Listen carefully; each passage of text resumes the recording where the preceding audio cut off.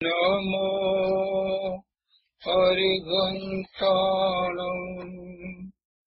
નમો સિદ્ધાણં નમો આયર્યાણં નમો જયાણં નમો લોલસવસાહુણાં એસો પંચનમોકારો સર્વપાવપણાસનો મંગલાણં સંવેશે પરમં હવૈ મંગલમ અજ્ઞાનતિમિરંધના જ્ઞાનાંજનશલાકયા નેત્રયોન્મિલિतं येन તસ્मै શ્રીગુરવે નમઃ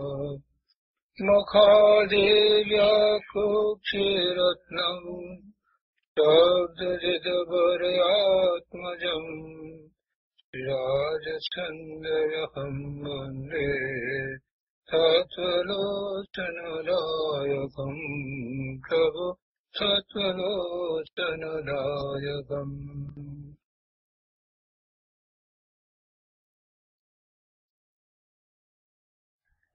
આત્મસિદ્ધિ. કૃપાળુદેવ શ્રીમદ રાજચંદ્રજી રચિત આત્મસિદ્ધિ શાસ્ત્રનો સ્વાધ્યાય આપણે કરી રહ્યા છીએ. પૂજ્ય ગુરુદેવ કાનજી સ્વામીના આત્મસિદ્ધિ ઉપરના પ્રવચન એના આધારે આપણે આ સ્વાધ્યાય કરી રહ્યા છીએ. 9મી ગાથાનો સ્વાધ્યાય ચાલે છે. 9મી ગાથામાં કૃપાળુદેવે એમ કહ્યું કે સેવે સદગુરુ ચરણને ત્યાગી દઈ નિજ પક્ષ પામે તે પરમાર્થને નિજ પદનો લે લક્ષ. પામે છે શું? પોતાના સ્વરૂપને પ્રાપ્ત કરે છે. પોતાનું સ્વરૂપ શુદ્ધ સ્વરૂપ છે. એવા પૂર્ણ શુદ્ધ સ્વરૂપની પ્રાપ્તિ એ જ એકમાત્ર પરમાર્થ છે. પણ ક્યારે પામે?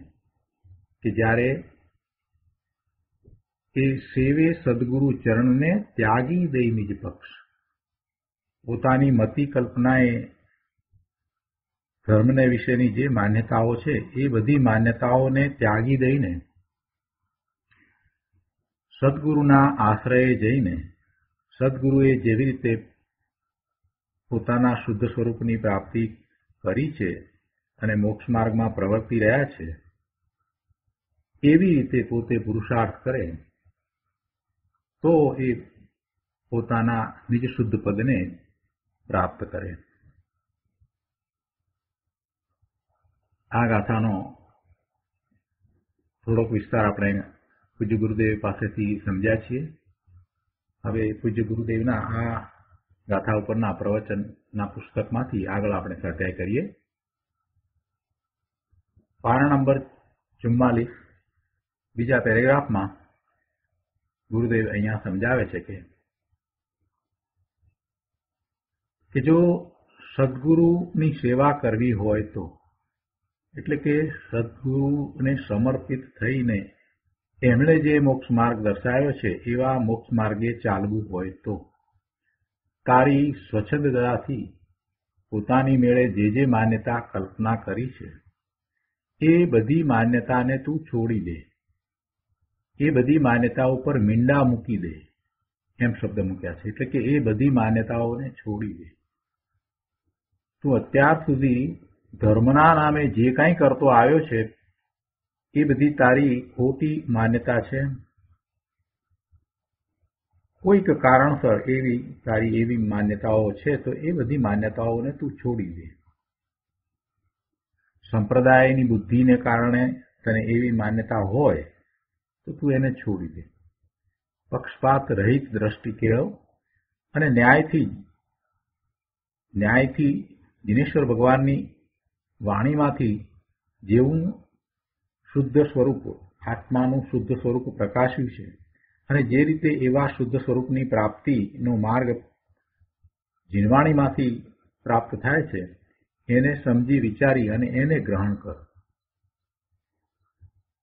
કેમ કે લોકો તો જાત જાતની કલ્પનામાં ધર્મ માની બેઠા છે અને તે પણ જન્મથી માંડીને અત્યાર સુધી એમ જ માન્યું છે. કોઈએ બીજાઓની અન્યની સેવામાં ધર્મ માન્યો છે, કોઈએ પુણ્ય દાનમાં ધર્મ માન્યો છે, કોઈએ પદ ગાવા રૂપ ભક્તિ, પદો ગાયા કરવા, સ્તુતિ ગાયા કરવી એવી ભક્તિની અંદર ધર્મ માન્યો છે. અને એ રીતે અનેક પ્રકારના વિકલ્પો સહિત ધર્મ એ પ્રવર્તી રહ્યો છે. કોઈ પણ જીવ એમ પ્રવર્તી રહ્યો છે. અને જો એને હવે સાચા મોક્ષ માર્ગની પ્રાપ્તિ કરવી હોય તો એ બધી માન્યતાઓને, એવા બધા પૂર્વાગ્રહોને છોડવા જ પડશે.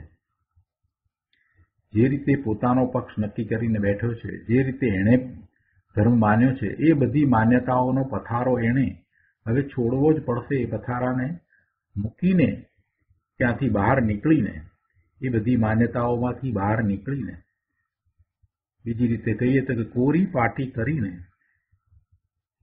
એ જે ઊંધી માન્યતા છે એને છોડીને, એને ભૂંસી નાખીને એને સત્પુરુષની ઓળખાણ કરી અને પછી એમ સદગુરુની સેવા કરવાની છે. એટલે કે સદગુરુની આજ્ઞા અને આમન્યામાં રહી, એમની નિશ્રામાં રહી અને ધર્મની પ્રાપ્તિ કરવાની છે. તો એ થઈ શકે તેમ છે. પક્ષ વગેરે છોડીને સત્પુરુષના શરણે ને, એટલે કે પ્રમાણરૂપ સાચી આજ્ઞાને આરાધે તો પોતાના પરમ પવિત્ર જ્ઞાતા ભગવાનને, એટલે પોતાના આત્માને તે પામે. આગળ અહીંયા કહ્યું છે ને કે પામે તે પરમાર્થને. જો પરમાર્થને પામવાનો છે, પરમાર્થ શું છે એ જ ભાન નથી તો પરમાર્થને કેવી રીતે પામશે? હજી આ જળ શરીર સાથે એકત્વ કરીને રહ્યો છે અને એમ જ પોતાનું અસ્તિત્વ માને છે, તો એ પરમાર્થને ક્યાંથી સમજવાનો છે? જળ શરીર છે એ જળ, અને એનાથી જુદો અંદરમાં ભગવાન આત્મા ચેતન બિરાજી રહ્યો છે. એ બે પદાર્થો જુદા છે. એ એનાથી જુદો છે.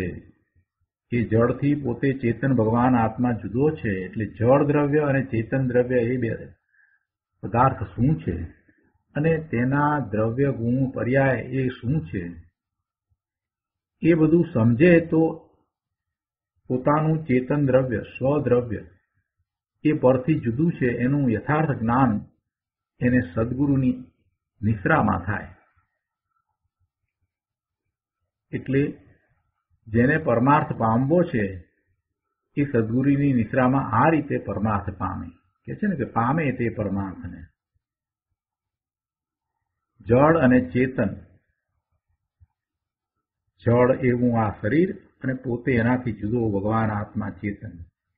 વળી એટલું જ નહીં, પણ પરના લક્ષ્ય થતા જે શુભાશુભ ભાવ છે એ પણ જળ છે. જ્યારે દ્રષ્ટિનો વિષય ભગવાન આત્મા ત્રિકાળ શુદ્ધ છે અને એનું લક્ષ કરાવવું હોય ત્યારે તો આ શુભ ને અશુભ ભાવ છે એ પણ એના નથી, એ પણ આત્માના નથી, એ શુદ્ધ પરિણામમાં સમાતા નથી. શુભાશુભ ભાવ છે અને એવા પરિણામ થયા છે તો એ શુદ્ધ પરિણામમાં સમાતા નથી. એટલે એ ભાવ આત્માના હોઈ શકે નહીં. ભલે એને વર્તમાનમાં એ ભાવ થયા છે, અજ્ઞાન અવસ્થામાં એ ભાવ થયા છે, સ્વનું લક્ષ છોડીને બહાર આવ્યો છે ત્યારે એ ભાવ થયા છે, અને એ ભાવ થયા છે માટે એને આશ્રવને બંધ પણ થાય છે. અને આશ્રવને બંધ થાય છે તો કર્મ બંધાય છે અને પછી ભવિષ્યમાં એ કર્મ ઉદયમાં પણ આવશે. એ બધું એની સમીપમાં જ થશે.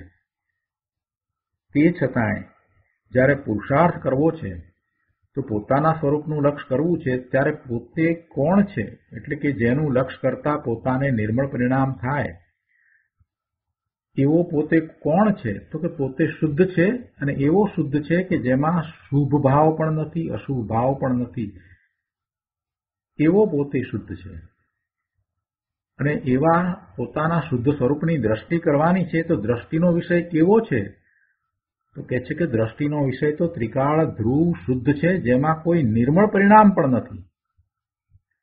શુભ કે અશુભ ભાવની તો વાત એક બાજુ પર મૂકો, પણ નિર્મળ પરિણામ રહિત પોતાનું જે ધ્રુવ તત્વ એનું લક્ષ્ય કરતા એવા નિર્મળ પરિણામ થાય છે.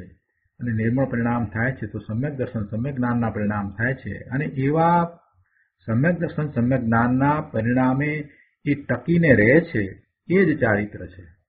એટલે એમ એને સમ્યક દર્શન સમ્યક જ્ઞાન સમ્યક ચારિત્રના નિર્મળ પરિણામ થાય છે, અને એ જ ધર્મની શરૂઆત છે, એ મોક્ષ માર્ગની શરૂઆત છે. આમ એ પોતે પરમાર્થને પામે છે. અને આ પરમાર્થને પ્રાપ્ત કરવા માટે એને શું કરવું? એને સદગુરુની નિશ્રામાં રહીને સદગુરુએ જેમ માર્ગ બતાવ્યો છે એમ એને માર્ગે પ્રવર્તવાનું છે. પોતાના જે ઊંધા વિચારો ઊંધી માન્યતાઓ પોતે જે રીતે ધર્મના સ્વરૂપને સમજે છે એ બધું છોડી દઈને, પોતાનો પક્ષ છોડી દઈને, ત્યાગી દઈને જે પક્ષ સેવે સદગુરુ ચરણને પામે તે પરમાર્થને.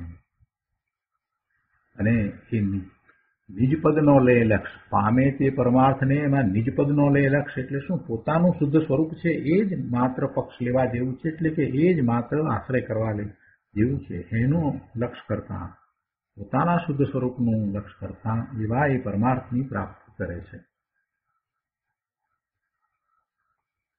પોતાનું જે સ્વરૂપ છે એને વિશે અહીંયા ગુરુદેવે સમજાવ્યું છે કે એવું સ્વરૂપ એને સદગુરુની આજ્ઞા ઉપાસના કરવાથી સમજાય છે. અને પદાર્થનો બોધ એને થાય છે એટલે એ સમજાય છે. પદાર્થ જગતમાં 6 પ્રકારના દ્રવ્ય દિનેશ્વર ભગવાને જોયા, એમના જ્ઞાનમાં એ આવ્યા અને 9 તત્વો એમને દેખાયા. તો એની જેમ છે તેમ પહેલા યથાર્થ શ્રદ્ધા કરવી અને પછીથી જેમ સદગુરુએ માર્ગ દર્શાવ્યો છે એમ એને એ માર્ગમાં પ્રવર્તવાનું છે, એમ એને સાધના કરવાની છે. જળથી જુદો અને કલુષિતતા રૂપ અશુદ્ધતાથી પણ જુદો, પવિત્ર અવિનાશી, કર્મના બંધ વિનાનો, બંધ રહિત, સહજ આનંદમય શુદ્ધ આત્મા છે. એવો નિર્ણય કરીને પુરુષાર્થ કરવાનો છે. આત્મ સ્વભાવનું લક્ષ્ય ન થાય અને પોતાના સ્વચ્છંદ આગ્રહથી પાછો ન ફરે તો ઘણા કાળ સુધી ઘણા શાસ્ત્રો વાંચે કે ઘણા પુણ્ય કરે તો પણ સમ્યક શ્રદ્ધા એટલે કે સમ્યક દર્શન અને અવિરોધ ન્યાય માર્ગની સમજણ ન થાય.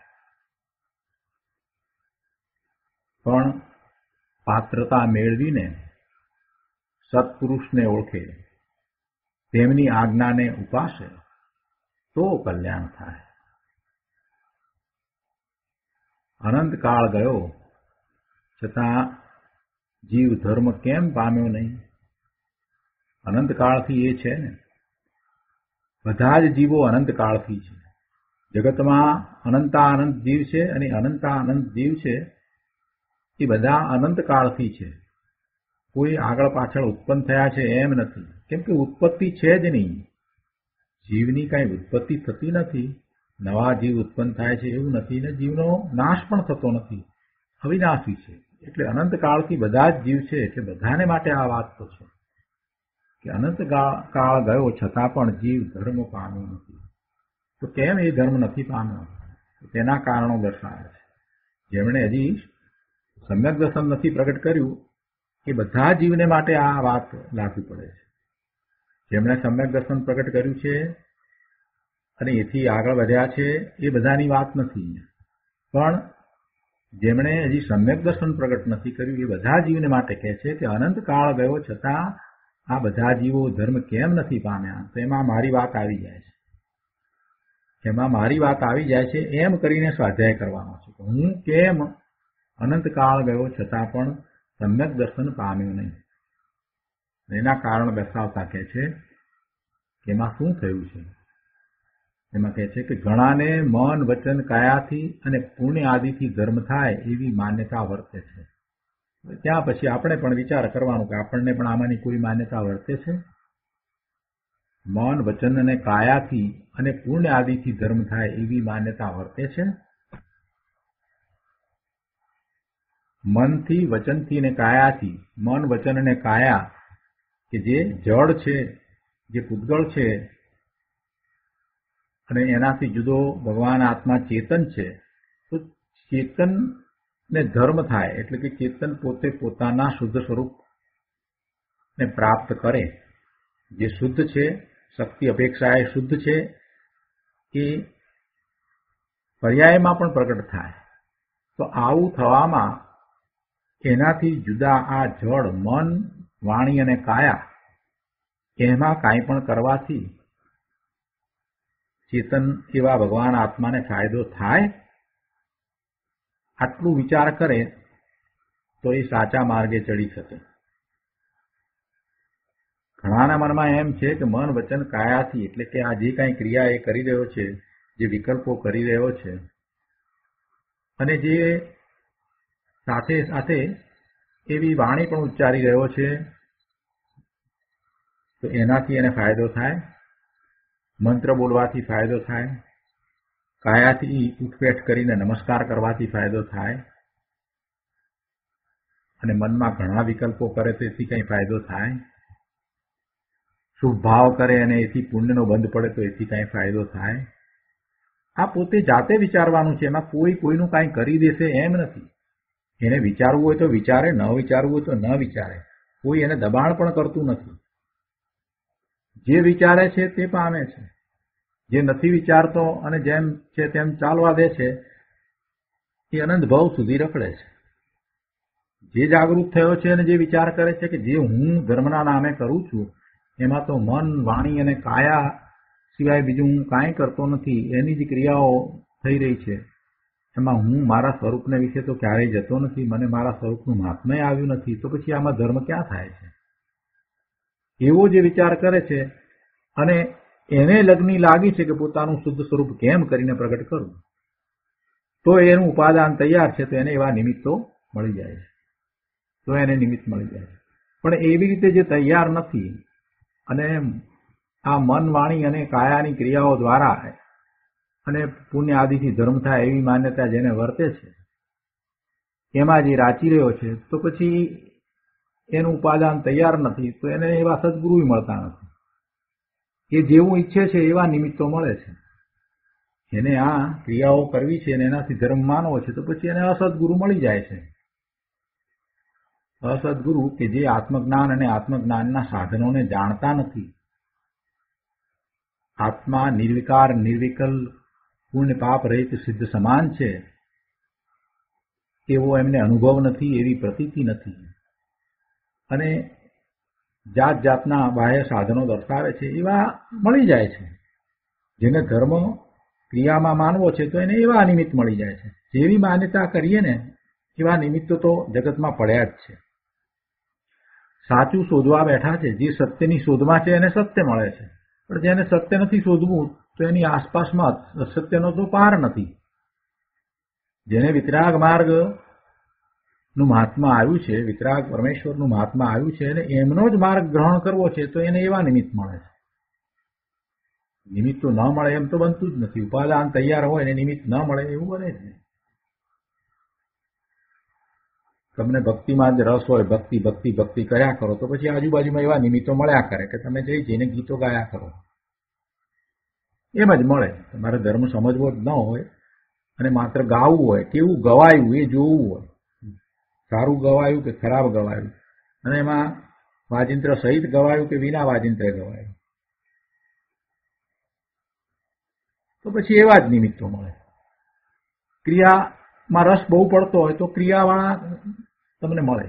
તમારી આસપાસમાં તમને એવા બધા મળી જાય. ખૂબ ક્રિયામાં રસ હોય તો પછી ક્રિયા કરવાવાળા સહેજે મળી જાય. એટલે એવી અનુમોદના પછી થયા કરે. પણ જેને સાચી અંદરમાંથી લગ્ની લાગી છે કે મારે મારા સ્વરૂપને જ પ્રાપ્ત કરવું છે, તો એવા નિમિત્તો મળે મળે મળે ને મળે. થોડોક પણ અંદરમાંથી એવો ભાવ આવ્યો છે ને તો એવા નિમિત્ત મળે છે. પછી તો એને એ નિમિત્ત મળ્યા છે એને પકડી રાખવાની જરૂર છે. એના આ તો છોડવા જેવા નથી. આ જે આત્માની વાત કરી રહ્યા છે, જે પોતાના સ્વરૂપની વાત કરી રહ્યા છે, શુદ્ધ સ્વરૂપની પ્રાપ્તિની વાત કરી રહ્યા છે, એમનો સત્સંગ છોડાય નહીં. ત્યારે એવા ભાવ થયા કે પોતાના શુદ્ધ સ્વરૂપની પ્રાપ્તિ થાય એ જ ધર્મ છે, એટલું જ્યારે સમજાયું અને એમ થાય કે આપણે ક્યારે એવું પ્રાપ્ત કરીએ, આટલો પણ વિચાર આવ્યો છે તો જરૂરથી એક નિમિત્ત એવું મળી જશે. અને જ્યારે એ નિમિત્ત મળ્યું છે તો પછી એને છોડવું ન જોઈએ. પોતે પણ સાથે એટલી જ તૈયારી રાખવી પડે. પોતે પણ એની સાથે એટલી જ તૈયારી રાખવી પડે. બાકી અસદગુરુના નિમિત્તો તો મળ્યા કરે છે અને જાત જાતના એમના વચનો આ તે બધું મળ્યા કરે છે. વિતરાગ માર્ગની વિધિ પણ જે જાણતા નથી એવા અસદગુરુનો જીવને ઠામ ઠામ જોગ બને છે. ગુરુદેવ તો એમ કે છે ઠામ ઠામ જોગ બને છે, જ્યાં જુઓ ત્યાં મળી રહે છે. અને પોતે જ સ્વચ્છંદી છે એવા સ્વચ્છંદી જીવોને સાચી પરીક્ષા ન હોવાથી જ્યાં ત્યાં આંધળી અર્પણતા કરી બેસે છે. ગમે ત્યાં અર્પણતા કરી બેસે છે, ગમે ત્યાં શ્રદ્ધા કરે છે. અને કાયા ક્લેશ ને વ્રત તપ પડે પોતાની માન્યતાનું એ પ્રયોજન સાધે છે. એટલે પોતાની માન્યતા જે છે એ પ્રમાણે બધું થાય છે. પોતાની માન્યતા એ રીતે હોય કે કાયા ક્લેશ ને વ્રત દ્વારા બાહ્ય વ્રત તપ દ્વારા ધર્મ છે, તો પછી એવા ગુરુઓ મળે છે ને એવો એમનો ઉપદેશ પ્રાપ્ત થાય છે. અને પછી એ પોતે એ કરતા કરતા એમ માને છે હું ધર્મમાં છું, એમ પોતાનું પ્રયોજન સાધે છે. પણ એ કાંઈ પોતાનું પરમાર્થ પ્રયોજન નથી. પરમાર્થ પ્રયોજન તો પોતાનું શુદ્ધ સ્વરૂપ છે એ પ્રાપ્ત કરવાનું છે. એને માટે તો એ કાંઈ કરતો નથી. એને માટે અહીંયા આગળ વાત કરી છે 45મા પાના ઉપર બીજા પેરેગ્રાફમાં 3જી લીટીમાં કહે છે કે જો આચાર્ય ભગવાન કહે છે કે જે જીવો જે કુળમાં પોતે જન્મ્યા હોય તે કુળમાં જે ગુરુનો તેમને વારંવાર પરિચય રહેતો હોય તેનો આગ્રહ રાખે કે તે અમારા બાપ દાદાના ગુરુ છે, અમારી ફરજ છે કે તેમની આજ્ઞા માનવી જોઈએ. આવું જે માને છે તે જીવો કુળ આદિમાં મૂર્છિત થયા છે. કુળ ગુરુ માને કુળમાં મૂર્છિત થયા છે, એમાં મોહ પામ્યા છે. રાગ દ્વેષ રહિત વિતરાગ સર્વજ્ઞ ભગવાનના હિત વચનો શું છે એનો તેમણે વિચાર કર્યો નથી. જે પોતાના કુળદેવ ને કુળ ગુરુમાં જ મૂર્છિત થયા છે એ અજાણતા કે જાણતા સર્વજ્ઞ ભગવાનની વિરાધના કરી રહ્યા છે. સાચા દેવ ને નહીં માનતા બીજા અન્યને માનવા એટલે સર્વજ્ઞ પરમેશ્વરની વિરાધના. અને આ ધર્મના નામે બીજાને કુદેવ કુગુરુ ને કુશાસ્ત્રને માનીને ધર્મ છે એમ માનવું, એમ થતા તો અનંતાનુબંધી કર્મ ઉદય પડશે. મિથ્યાત્વનો એવો બંધ પડશે કે જેને કારણે થઈ અને અનંત બંધ થશે. અનંતાનુબંધીનો બંધ પડશે. એમાંથી નીકળવું ભાઈ અઘરું પડી જશે. મોહનીય કર્મનો એવો બંધ પડશે કે એમાંથી નીકળવું ભારે પડી જાય. જુઓ, 7મી નરકના જીવને વધારેમાં વધારે આયુષ્ય 33 સાગરોપમનું હોય અને દેવનું પણ સૌથી વધારે આયુષ્ય 33 સાગરોપમનું હોય. પણ આ મોહનીય કર્મનું બંધ વધુમાં વધુ બંધ 40 સાગરોપમનો પડી શકે છે. વિચાર કરો, જેને એવો બંધ પડી ગયો હોય એ કેવી રીતે પડ્યો હશે? ભગવાનની વિરાધના કરવાથી, વિરોધ કરવાથી, જીનેશ્વર ભગવાનની વાણીનો વિરોધ કરવાથી, જીનેશ્વર ભગવાનનો વિરોધ કરવાથી અને ધર્મના નામે દેવ કુગુરુ કુશાસ્ત્રને સેવવાથી આવા બંધ પડે છે. અનંતાનુબંધીના ક્રોધ માન માયા લોભ જે કશાય કહીએ છીએ તો એ આગ છે. એમાં કઈ કોઈની હિંસા કરવાનો ભાવ આવે એ ક્રોધ એ અનંતાનુબંધીનું કારણ નથી. કૃપાળુદેવે બહુ સ્પષ્ટ કહ્યું છે કે એને કારણે તો એક ભાવ એનો નરકનો થાય. પણ આને તો અનંતાનુબંધીનો આવો બંધ પડે છે એને કારણે એને એવા સંયોગો જ પ્રાપ્ત નથી થતા કે એને સાચું જ્ઞાન મળે, સાચી સમજ મળે. એવા નિમિત્તો જ મળતા નથી. પોતે એવું ઈચ્છીને આવ્યો છે ને, કુગુરુ કુદેવ ને કુશાસ્ત્ર જે અનંતાનુબંધીનું કારણ છે એ પૂર્વે ખૂબ ઈચ્છીને આવ્યો છે, એટલે એવો બંધ પડ્યો છે, એટલે હવે એને નહીં મળે, એવા નિમિત્તોય નહીં મળે. એટલે એની તો વાત જવા દઈએ, પણ જેને આવા નિમિત્ત મળ્યા છે એ પણ એને ઉઠાપે છે. જેને અનંતાનુબંધીનો બંધ નથી, અથવા તો બીજી રીતે કહીએ કે એવો બંધ નથી, 40 સાગરોપમની સ્થિતિનો બંધ નથી, અને જે ક્યારેક ભૂતકાળમાં પ્રભુના સમોસરણમાં જઈ આવ્યો છે, જેને ધર્મ પ્રત્યેની કાંઈક રુચિ છે, એને જ્યારે આવા નિમિત્તો, ધર્મના નિમિત્તો મળે છે, ત્યારે એ અજાણતા એ છોડી દે છે, એનું લક્ષ્ય કરતો નથી અને ધર્મ પામતો નથી. જેને જૈન કુળ મળ્યું છે, જેને આવા શાસ્ત્રો મળ્યા છે, જેને આવી વાણી પણ મળી છે, એ બધાને એ તિરસ્કારતો નથી, પણ એનું લક્ષ્ય જ નથી કરતો. એને તિરસ્કારતો નથી, પણ એની ઉપેક્ષા કરે છે. તો એ જીવ ઘણું રખડશે.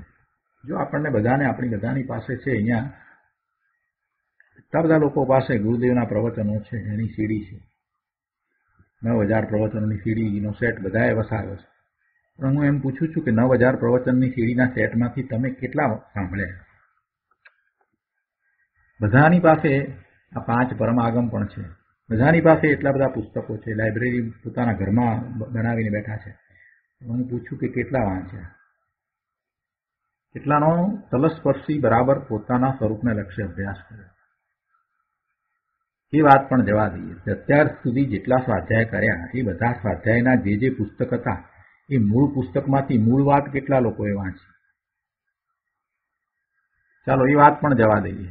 તો આપણે આત્મસિદ્ધિની જ વાત લઈએ કે આત્મસિદ્ધિનો સ્વાધ્યાય ફક્ત હમણાંથી શરૂ કર્યો છે, અને માત્ર હજી તો 9 ગાથા સુધી આપણે આવ્યા છીએ. તો 9 ગાથા સુધીના ગુરુદેવના પ્રવચનો કેટલા લોકોએ પૂરેપૂરા વાંચી લીધા?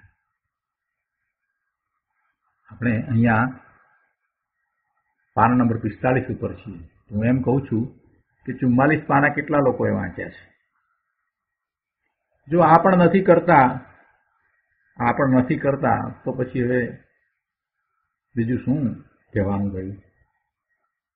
આટલું પણ નથી થતું, જે સ્વાધ્યાય ચાલી રહ્યો છે એનો પણ જો અભ્યાસ નથી કરતા તો પછી બીજું તો શું કહીએ અમે? ગમે તે માન્યતામાં રહેવાથી ધર્મ નહીં પમાય. જો ગુરુદેવે બહુ સરસ અહીંયા વાત લીધી છે કે કુળ આદિમાં એ બધા મૂર્છિત થયા છે, કુળ ધર્મ માને છે, તો સંપ્રદાયની દ્રષ્ટિમાં રહ્યા છે. રાગ દ્વેષ રહિત વિતરાગ સર્વજ્ઞ ભગવાનના હિત વચનો શું છે, આત્મા કેવો છે એનો વિચાર કરતા નથી. આત્માના પરિણમનનું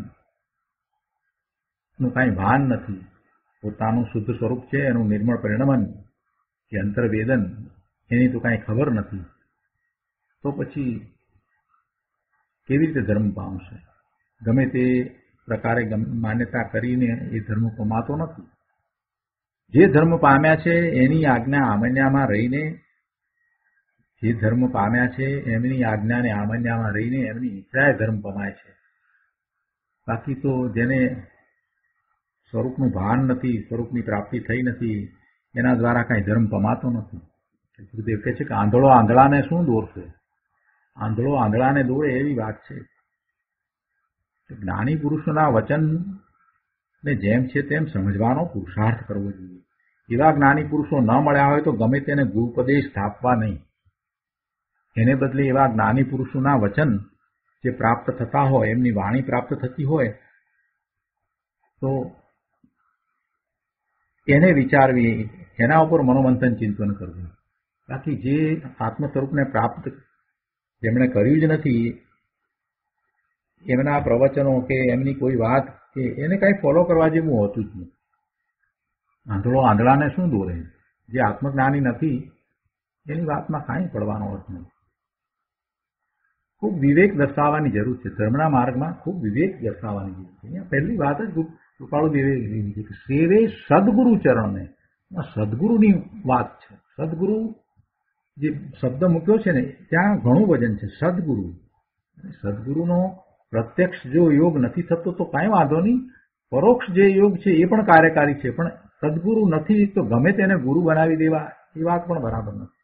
અત્યાર સુધી એમ જ થતું આવ્યું છે.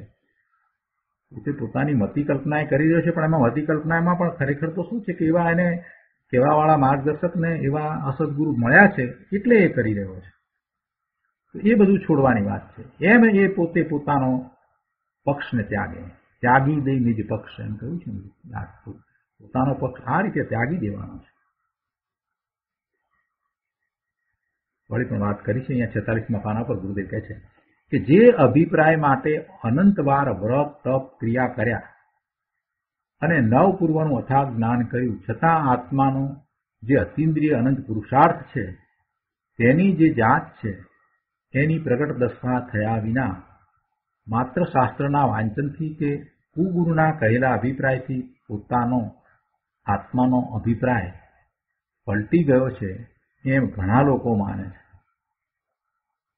તો તેની ઉપર ધ્યાન આપવાની જરૂર છે. કહે છે કે તેના ઉપર વજન એ રીતે ન દેવું જોઈએ, એટલે કે એને એ વાતને ગણકારવી ન જોઈએ અને એ વાતને ગંભીરતાપૂર્વક લેવી જોઈએ કે આ મને પ્રાપ્ત નથી થતું કેમ કે મારી ક્યાંક ભૂલ છે, કુગુરુએ કહેલી વાતમાં હું પડ્યો છું.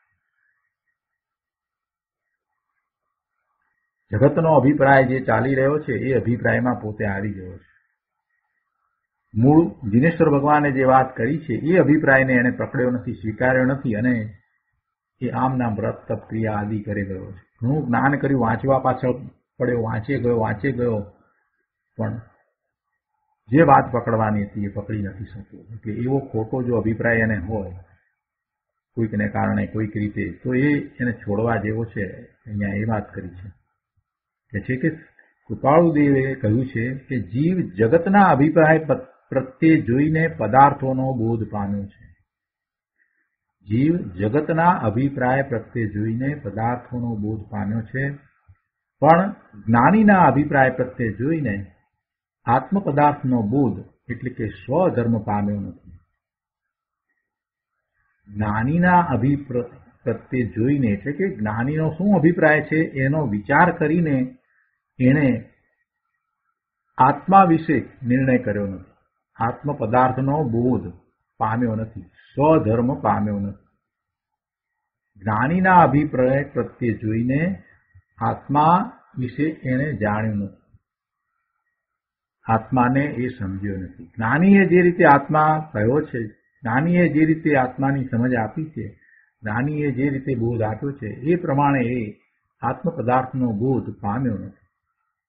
માટે જ્ઞાનીની આજ્ઞા વડે આત્મા જેમ છે તેમ જણાય છે અને તો પછી જ્યાં જેમ યોગ્ય છે તેમ પુરુષાર્થ થયા વિના રહે નહીં.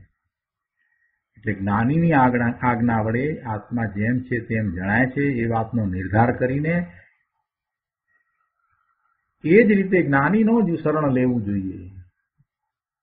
એટલે જ્ઞાનીએ કહેલી વાતને સમજી વિચારી અને પુરુષાર્થ કરવો જોઈએ. તો યોગ્ય પુરુષાર્થ થશે ને થશે. જેમ કે છે તો એવો પુરુષાર્થ થયા વિના રહેશે નહીં. જ્ઞાનીની આજ્ઞા વડે એ ધર્મ પમાય છે. એટલે અહીંયા જ્ઞાની કહો કે સદગુરુ કહો, બંને વાત એક જ છે. એટલે સદગુરુની વાત અહીંયા તો ચાલી રહી છે કે સેવે સદગુરુ ચરણને, આ સદગુરુ ચરણને આમ સેવવાનું કારણ દર્શાવ્યું. કેમ કે એ જે અભિપ્રાય પામ્યો છે તો જગતના જીવો જે રીતે કંઈ કરી રહ્યા છે એ પ્રમાણે એ પોતે કરી રહ્યો છે. એટલે એ તો એને છોડવું જોઈએ.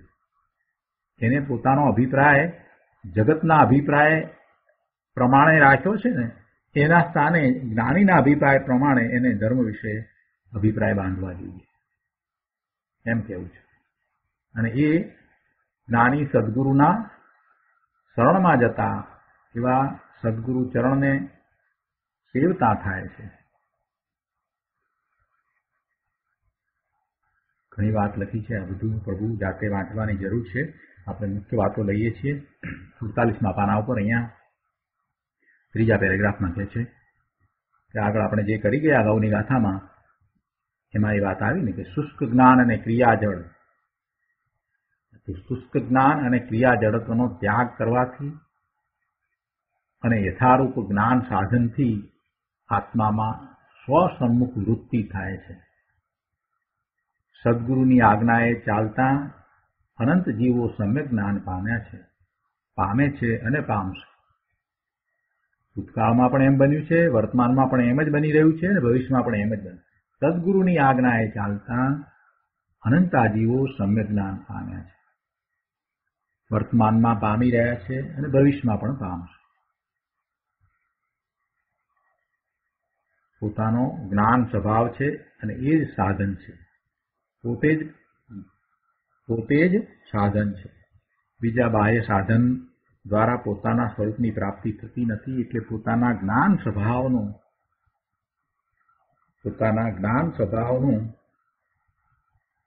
શરણ લઈને એને આખો પુરુષાર્થ કરવાનો છે. પોતે ભગવાન આત્મા ત્રિકાળક નાયક છે એવું મહાત્મા લાવીને જ્ઞાનમાં પોતે પોતાના સ્વરૂપને પ્રગટ કરવાનું છે. અને એ જ્ઞાની પુરુષોએ કર્યું છે તો કોઈ પણ જીવ કરી શકે છે, તો એ પામશે. સત સમાગમનું બળવાનપણું એવું કહ્યું છે કે સતત સત સમાગમ રાખવાની ભાવનાવાળા આત્માર્થી સદગુરુથી જુદા ન પડે. સત સમાગમનું બળવાનપણું એવું કહ્યું છે કે સતત સત સમાગમ રાખવાની ભાવનાવાળા આત્માર્થી સદગુરુથી જુદા ન પડે. જેને એવી ભાવના છે કે સદગુરુથી જુદા નથી પડવું, તો અંદરમાંથી સદગુરુ પ્રત્યેનો એવો જ ભાવ પણ હોય. સત્સમાગમનું ખૂબ કે એ સમાગમનું ખૂબ એને મહાત્મા હોય કે આવો સદગુરુનું સમાગમ મને પ્રાપ્ત થાય, એમની નિદ્રા પ્રાપ્ત થાય, એવું જો અંદરમાંથી ખૂબ આવ્યું હોય તો પછી સદગુરુથી જુદા ના પડાય એવા સંયોગો પણ પ્રાપ્ત થઈ જાય છે. કૃપાળુદેવ અહીંયા કહે છે, કૃપાળુદેવે ધર્માત્માના લક્ષણો આગળ વર્ણવ્યા છે, પછીથી આવશે, ત્યાર પછીથી એ વાત આવશે. પણ અહીંયા તો કૃપાળુદેવે આપણને આ વાત સમજાવી દીધી કે સેવે જો સદગુરુ ચરણને તો પરમાર્થને પામે. કોઈ આત્માર્થી જીવ દ્રઢ આત્માર્થ પામ્યો નથી. તે જો જરા સ્વચ્છંદે એકલો પડે તો પછી એ કુતર્કીઓ તેને ભ્રમમાં પાડી દે છે, એટલે એ માર્ગમાંથી વિચલિત થઈ જાય છે. એટલે એવું ન બને એટલા માટે આત્માર્થીએ નિરંતર સત્સમાગમ, સદગુરુનું સેવન, સત્સંગની ભાવના રાખવી જોઈએ. અને એવી ભાવના જે અંતરમાંથી રાખે છે એને એ પ્રાપ્ત પણ થાય છે. સદગુરુથી ને સત્સમાગમથી ને સત્સંગથી એ જુદાઈ નથી પડતા. પોતે ભલે સમજ્યો છે પણ તે છતાંય સત્સમાગમનું, સદગુરુનું આ રીતે મહત્વ છે. કેમ કે એને ક્યારેક ક્યાંક પડવાનું થાય, પોતાને માર્ગથી વિચલિત થવાનું થાય, તો એ વખતે આ સદગુરુ, સત્સમાગમ એ એને પાછા માર્ગમાં સ્થાપિત કરે છે, માર્ગમાં પ્રસ્થાપિત કરે છે. 48મા પાના પર બીજા પેરેગ્રાફમાં ગુરુદેવ સમજાવે છે કે મુખ્ય માર્ગ ગુરુગમ અને સદગુરુનો વિનય છે, એ વાત સત્ય છે. એનો પરમાર્થ એમ છે કે યથાર્થ આત્મજ્ઞાનનો આનંદ, જે સ્વાધીન અનુભવ, સ્વભાવ તથા પરભાવથી જુદાઈનો વિવેક છે, તે અતિન્દ્રિય છે, સહજ છે. શું સમજાવી રહ્યા છે ગુરુદેવ આપણને? કે આ ગુરુગમ અને સદગુરુનો વિનય, એની જે વાત કરી, એનું જે મહત્વ દર્શાવ્યું, તો એ વાત સાચી છે. અને એનું મૂળ કારણ એ છે, એટલે કે પરમાર્થ એ છે, એટલે કે પોતાના શુદ્ધ સ્વરૂપની પ્રાપ્તિ કરવા માટે એ કઈ રીતે ઉપયોગી થાય છે, કઈ રીતે એ મહત્વનું છે, એનું શું સ્થાન છે, એ દર્શાવતા ગુરુદેવ અહીંયા કહે છે કે યથાર્થ આત્મજ્ઞાનનો આનંદ, જે સ્વાધીન અનુભવ, સ્વને આધીન થતા પોતાના સ્વરૂપમાંથી આવતા જે આનંદનો અનુભવ, અલૌકિક આનંદનું વેદન, સ્વભાવ તથા પરભાવથી જુદાઈનો વિવેક છે તે અતિન્દ્રિય જ છે. આ પોતાના સ્વરૂપમાંથી આવતા આનંદનો જે અનુભવ છે ને એ અતિન્દ્રિયપણે જ હોય છે, ઇન્દ્રિયો દ્વારા થતો નથી. એનો એવો સ્વભાવ છે, પોતાનું એવું શુદ્ધ નિર્મળ પરિણામ, અને એ એનો ભાવ, એ સ્વભાવ, અને એ સ્વભાવ પરભાવથી જુદો છે, અને એ સ્વભાવ પરભાવથી જુદો છે એ એને અતિન્દ્રિયપણે સહજ છે એવો અનુભવ થાય છે. અને આ અનુભવ જે છે એ પોતાથી જુદો ન પડે તેવો અનુભવ છે. જેને આત્મજ્ઞાનનું લક્ષ્ય વર્તે છે, જેને આત્મજ્ઞાનનું લક્ષ્ય થાય છે, તે સંસારના કોઈ અન્ય ધર્મની ઈચ્છા ન કરે, પણ પોતાનો સહજ જે સ્વભાવ છે, પોતાનો અનંત ગુણને કારણે જે સ્વભાવ છે, જે પરિણમન છે, એવો એ ધર્મ એ એનાથી જુદો નથી, તો એની જે ભાવના કરે, બાકીના કોઈ અન્ય ધર્મની ઈચ્છા ન કરે. અને એની સાથે એક ખોટો સમન્વય પણ ન કરે. વિતરાગનો માર્ગ યથાર્થ માર્ગ છે, અને એ વિતરાગ પરમેશ્વરે પોતે એવા માર્ગે ચાલીને અનુભવીને કહ્યો છે. એટલે એની સાથે એ બાકી બહારમાં ચાલતા અન્ય ધર્મની તુલના કે સમન્વય પણ ન કરે. વિતરાગનો માર્ગ યથાર્થ માર્ગ છે. એટલે વિતરાગના માર્ગથી વિરુદ્ધ પ્રકારની કોઈ કિંચિત કોઈ વિપરીત વાત કહે તો એને ન માને.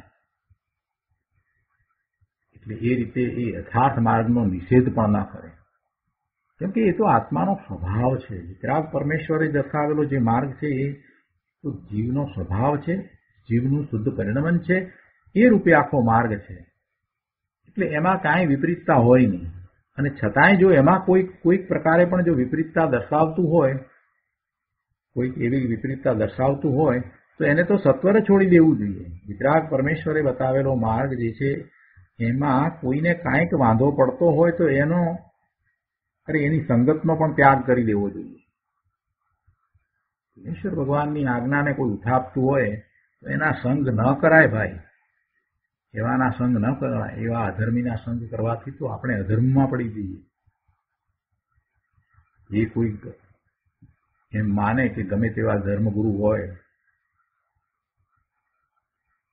અને એની પાસે કોઈ શાસ્ત્રનું જાણપણું હોય તો એના પાસેથી ધર્મ પામી શકાય, તો એ બધી એની ભૂલ છે. વિતરાગ પરમેશ્વરથી વિપરીત કાંઈ પણ વાત જો એવા શાસ્ત્રમાં આવતી હોય તેને શાસ્ત્ર ન કહેવાય અને એનો સત્વરે ત્યાગ કરવો જોઈએ. અને એવા એ ધર્મગુરુ ગમે તે સંપ્રદાયના ગમે તેવા હોય, ગમે તેવું તપ કરતા હોય તો પણ એમની આજ્ઞા આમન્યામાં આપણે ન રહેવાય.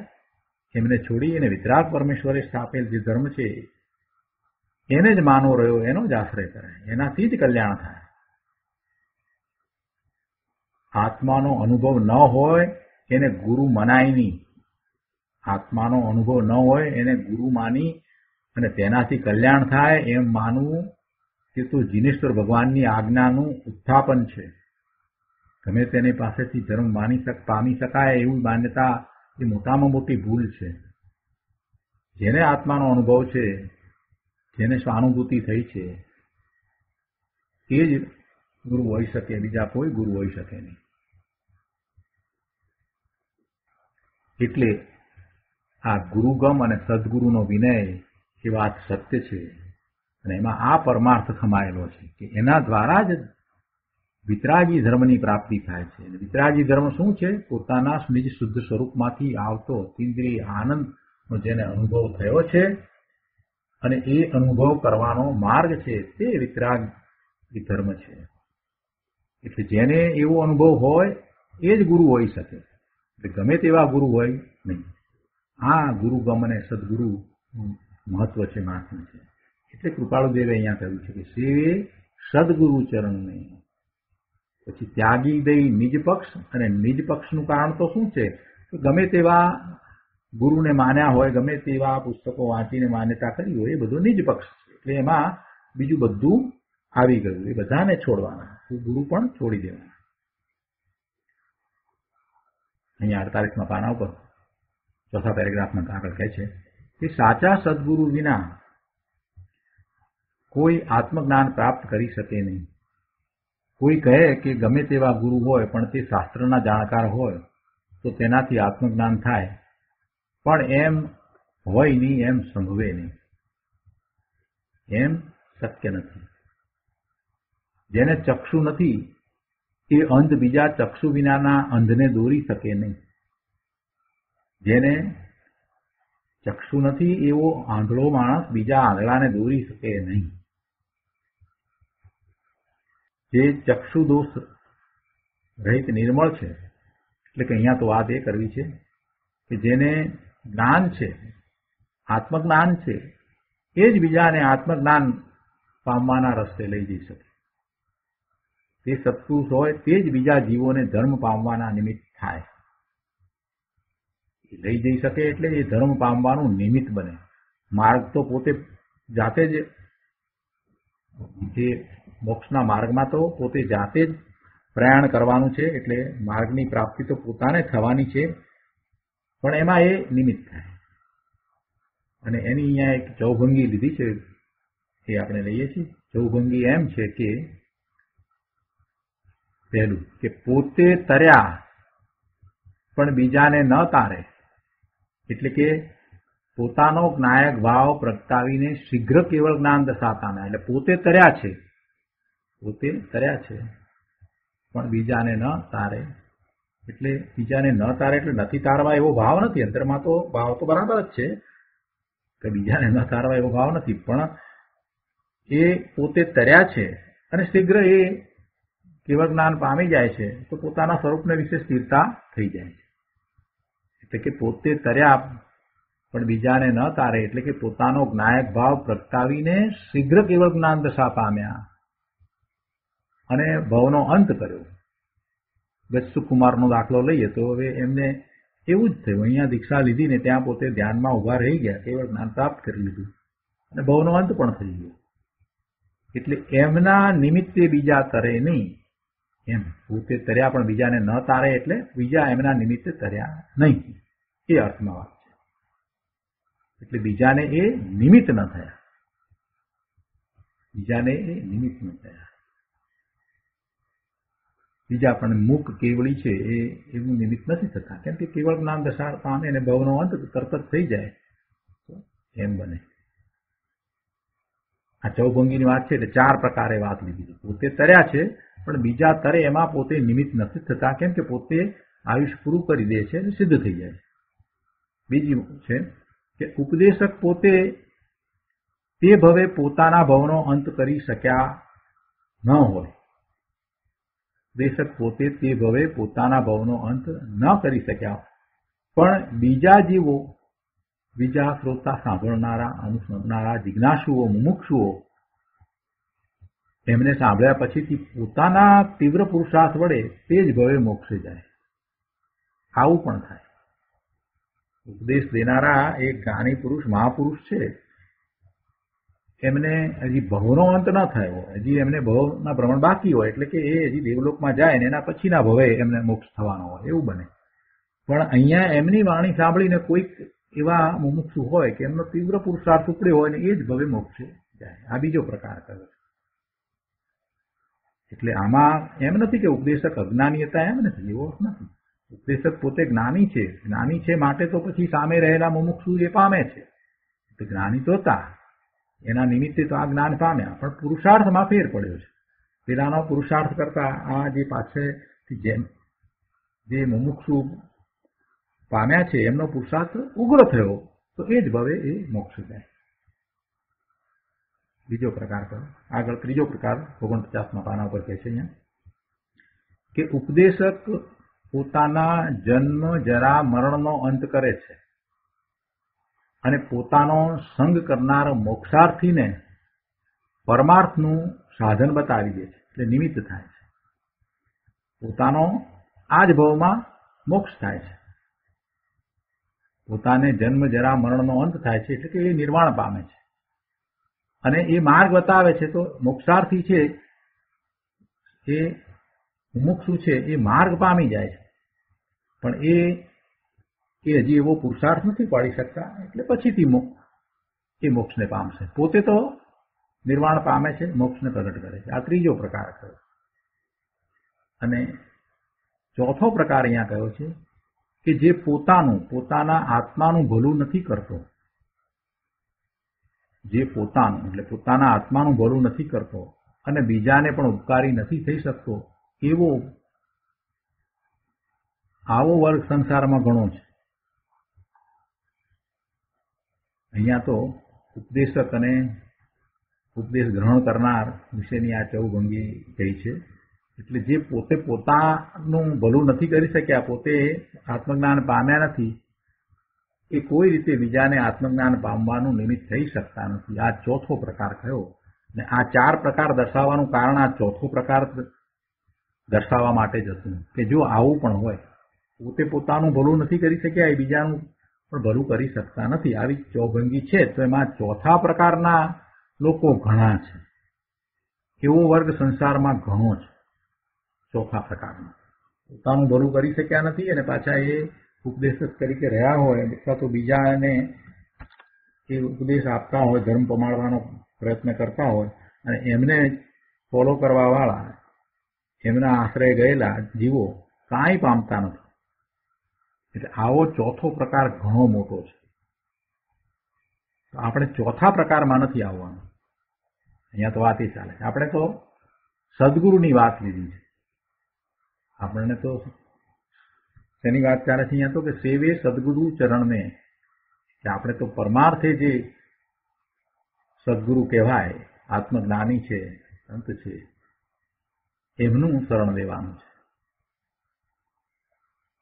કૃપાળુદેવે એક શ્રી સદગુરુ કૃપા મહાત્મા નામના કાવ્યમાં કહ્યું છે કે બુઝી ચહત જો પ્યાસ કો હૈ બુઝન કી રીત, પાવે નહીં ગુરુગમ બિના એ હી અનાદિ સ્થિત. એટલે કે ચોક્કસ નિયમ છે કે એક વાર આ ભવે અથવા તો પર ભવે પ્રત્યક્ષ સત્પુરુષનો બોધ પામવો જોઈએ, એવું સદગુરુનું મહાત્મ્ય છે. જેને ધર્મની રુચિ થઈ છે એ બધા પૂર્વે એવા સત્પુરુષનો બોધ પામ્યા છે, એવા સત્પુરુષનો બોધ પામ્યા જ હોય. જો આપણને ધર્મની રુચિ થઈ છે તો એનો અર્થ એ છે કે આપણે એવા સત્પુરુષના સમાગમમાં પૂર્વે આવ્યા જ છીએ ને એનો બોધ પામ્યા જ છીએ. સત્પુરુષનું બોધરૂપ ટાંકણું પડ્યા વિના, અંતરસ્પર્શ થયા વિના જીવનું વીર્ય ભભૂકી ઉઠે નહીં. એ દેશના લબ્ધિનો પ્રભાવ છે. આ દેશના લબ્ધિનું મહાત્મ્ય અને એ કેમ કરવામાં આવે છે એ આ કારણ કે દેશના લબ્ધિ એટલે શું? સત્પુરુષ દ્વારા પોતાને બોધ પ્રાપ્ત થાય અને સત્પુરુષ દ્વારા જે ઉપદેશ આવ્યો હોય એ કેવો હોય? એ મોક્ષના માર્ગનો જ હોય, યથાર્થ માર્ગનો જ હોય. એટલે એને દેશના લબ્ધિ કહી છે. દેશના લબ્ધિ તો ત્યારે જ કહેવાય કે જ્યારે એમાંથી એને પોતાના સ્વરૂપની પ્રાપ્તિનો માર્ગ મળી જાય અને એ પ્રાપ્ત કરે ત્યારે, નહીતર તો એ પણ માહિતીરૂપ થઈ જાય. એટલે પોતે પણ પાછો પુરુષાર્થ તો એવો જ કરવાનો હોય છે. પણ સામાન્ય રીતે એમ અહીંયા જ્યારે જીનવાણીની વાત ચાલતી હોય ત્યારે એમ કહેવામાં આવે કે જીનવાણી દ્વારા જગતના જીવો પોતે પોતાનું કલ્યાણ કરે છે. એટલે જીનવાણી બધાનું કલ્યાણ કરનારી હિતવાણી છે એમ કહેવાય. પણ કાંઈ બધાને કલ્યાણ થઈ જતું નથી. જે પુરુષાર્થ કરે છે, જીનવાણીને ફોલો કરે છે અને પુરુષાર્થ કરે છે એને થાય છે, બધાને ક્યાં થાય છે? જીનવાણી તો જીનવાણી જ છે. એક જ ક્લાસરૂમની અંદર એક જ ટીચર પાસે બધા જ વિદ્યાર્થીઓ ભણતા હોય, એક સરખું ભણતા હોય, તો એમાં એક પહેલો નંબર આવે છે ને 5 જણા ફેલ થાય છે. એટલે એ ટીચર તો એક સરખું જ ભણાવી રહ્યા છે, પણ જે કરે છે, પ્રયત્ન કરે છે એ પામે છે. એટલે એ વાતને સાથે રાખવાની. અહીંયા કહેવામાં એમ આવ્યું હોય કે સત્પુરુષનો બોધ, પણ સત્પુરુષનો બોધ આપણે પામ્યા છીએ એ વાત પણ સાચી છે. એટલે તો રુચિ થઈ છે, છતાંય ક્યાંક ઉણપ તો રહી ગઈ છે ને. એટલે એ દેશના લબ્ધિ હજી આપણને પ્રગટ નથી થઈ. દેશના લબ્ધિ એ સત્પુરુષની વાણી એકવાર પ્રગટ પ્રાપ્ત થાય એટલે પામી જઈએ એમ કદાચ મનમાં હોય તો સમજી લેવાનું કે એવી દેશના તો પામ્યા છીએ, પણ એ દેશના લબ્ધિ થઈ નથી, લબ્ધિરૂપ પ્રવૃત્તિ નથી. સત્પુરુષની વાણી તો આપણને પૂર્વે પ્રાપ્ત થઈ જ છે, સમૂહસરણમાં પણ જઈ આવ્યા જ છીએ, પણ એ જિનેશ્વર ભગવાનની વાણી આપણે માટે દેશના લબ્ધિ રૂપ કેમ ન થઈ? કેમ કે આપણે એવો પ્રયત્ન પુરુષાર્થ કર્યો નથી. એટલે એ વાત તો રહે જ છે કે માર્ગની પ્રાપ્તિમાં નિમિત્ત કારણ તો એ જ છે. સત્પુરુષનો બોધ એ જ નિમિત્ત કારણ છે. કહે છે કે સત્પુરુષના બોધરૂપ ટાંકણું પડ્યા વિના, અંતર સ્પર્શ થયા વિના જીવનું વીર્ય ભભૂકી ઉઠે નહીં, અને એ દેશના લબ્ધિનો પ્રભાવ છે. ચૈતન્યની અંતર જાગૃતિમાં યથાર્થ સત્પુરુષના ઉપદેશનું, બોધ વચનનું ભાવથી શ્રવણ થવું જોઈએ. આ તો જરૂરી છે જ. ભાવપૂર્વક શ્રવણ થવું જોઈએ. એવું જ પછી મનોમંથન ચિંતન થવું જોઈએ. અને એક સરસ ઉદાહરણ આપીને વાત કરી છે કે એ કેમ મહત્વનું છે. કે છે કે જે દીવો પ્રગટ હોય તે બીજા દીવાને પ્રગટાવે. જે દીવો પ્રગટ જ નથી થયો એ બીજાને ક્યાંથી પ્રગટાવવાનો છે? એટલે જે જ્ઞાની છે એ જ બીજાને જ્ઞાન આપે છે, પણ આપે છે એમ નથી, ખરેખર તો એ નિમિત્ત બને છે. જ્ઞાની પુરુષ જે છે તે આપણા સમ્યક જ્ઞાન, સમ્યક દર્શન, સમ્યક ચારિત્રના જે પુરુષાર્થ થઈ રહ્યા છે તેમાં એ નિમિત્ત કારણ છે. પુરુષાર્થ તો પોતે જાતે કરવાનો છે. પૂર્વે પણ એને એવા જ્ઞાની પુરુષ મળ્યા છે, આપણને બધાને એવા જ્ઞાની પુરુષ તો મળ્યા છે. સત્પુરુષનો સમાગમ આપણને થયો છે એટલે તો અત્યારે રૂચિ છે. પણ એ વખતે સમ્યક દર્શન કેમ ન થયું? એ વખતે જો સમ્યક દર્શન થયું હોત તો આ ભાવમાં આપણે જન્મથી સમ્યક્ત્વ લઈને આવ્યા હોત. આ ભાવમાં આપણે જન્મથી સમ્યક્ત્વ લઈને નથી આવ્યા. એનો અર્થ એ થયો કે આપણે એ વખતે એવો પ્રયત્ન પુરુષાર્થ કર્યો નહીં. પણ રૂચિ છે અત્યારે વર્તમાનમાં, એટલે એનો અર્થ એમ થાય છે કે પૂર્વે આપણને એવું જ્ઞાની પુરુષનો, સત્પુરુષનો સમાગમ તો જરૂરથી થયો છે. એ વાણી સાંભળવામાં તો આવી જ છે. એટલે બંને વાત બરાબર છે. અને હવે ફરીથી એ વાતને આપણે પકડવાની છે કે એ સત્પુરુષનો બોધ આપણે એ વખતે આપણે માત્ર સાંભળ્યો અને એના ઉપર લક્ષ ના આપ્યો, એને ગંભીરતાથી ન લીધો, તો હવે એવી ભૂલ બીજી વખત નથી કરવી. અત્યારે વર્તમાનમાં આપણને એવા સત્પુરુષનો બોધ પુસ્તક રૂપે શાસ્ત્ર દ્વારા પ્રાપ્ત છે અથવા તો એમની વાણી દ્વારા પ્રાપ્ત થયો છે, તો હવે એને ગંભીરતાપૂર્વક લેવાનો છે. કેમ કે એ જ દેશના લબ્ધિ છે. એટલે કે આપણે એને સમજીને આત્મસાત કરીને પોતાના સ્વરૂપનો અનુભવ કરી શકીશું. એટલે એવું થશે ત્યારે આપણને એ દેશના લબ્ધિ થઈ એમ કહેવાય. જ્યાં સુધી એ બોધને માત્ર માહિતી રૂપે રાખીશું ત્યાં સુધી એ દેશના લબ્ધિ થતી નથી. જિનેશ્વર ભગવાનની વાણી પણ આપણે સાંભળી છે, પણ એ પણ આપણને દેશના લબ્ધિ કેમ ન થઈ? કેમ કે આપણે ગંભીરતાપૂર્વક એ લીધું નહીં, આપણે પુરુષાર્થ ન કર્યો માટે. અને એના વગર એ જિનેશ્વર ભગવાનની વાણી વિના આપણને એવી દેશના લબ્ધિ થશે પણ નહીં. એટલે ગમે તે રીતે કરીએ, ગમે તે પ્રયત્ન કરીએ બીજા બધા, પણ એ વાતને તો રાખવી જ પડશે કે જિનેશ્વર ભગવાનની વાણીમાંથી જે આ પરમ બોધ આવી રહ્યો છે, જે મહાપુરુષો આપણને આપી રહ્યા છે, એને ગંભીરતાપૂર્વક લેવાની જરૂર છે. એટલે કે એના ઉપર મનોમંથન ચિંતન કરવું અને એને આત્મસાત કરી અને સ્વરૂપનો અનુભવ કરવો. અને આમ થશે તો જ માર્ગની પ્રાપ્તિ થશે. તો આજનો સ્વાધ્યાય અહીંયા સુધી રાખીએ છીએ. હવે સુખધામ બોલીએ. સુખધામ અનંત સુસંત ચરી